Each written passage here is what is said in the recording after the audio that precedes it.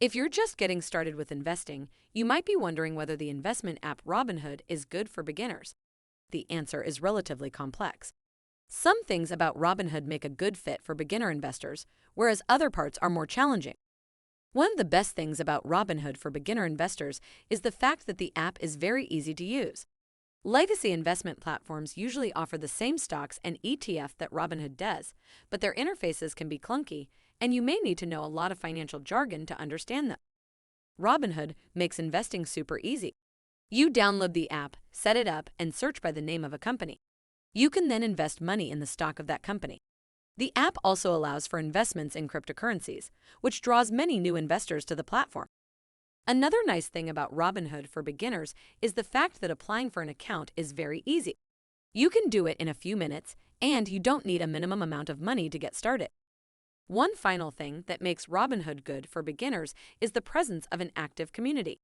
There are many discussion forums for Robinhood users, and Robinhood itself publishes simple investment tutorials for beginners. That said, there are some downsides to Robinhood for beginner investors.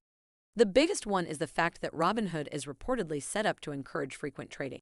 This can be good if you're practicing and just getting the hang of investing basics, and you want to make lots of tiny investments to learn the process. For the long term, however, frequent trading can often lead to lower returns. Some beginner investors may be better off putting their money in a boring but reliable platform like Vanguard. Robinhood is also optimized to provide a lot of information about your investments. Again, this can be great if you're using the app to develop some basic financial literacy.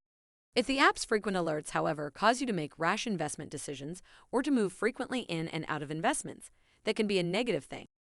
The biggest issue with Robinhood for beginner investors is the fact that it offers a relatively limited number of investment account types.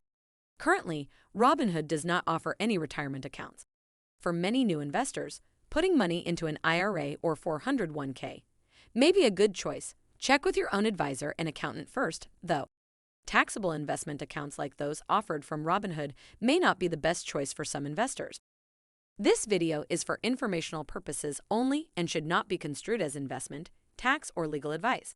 Always consult a professional advisor for advice specific to your situation before making any major financial decisions, and never invest more than you can afford to lose.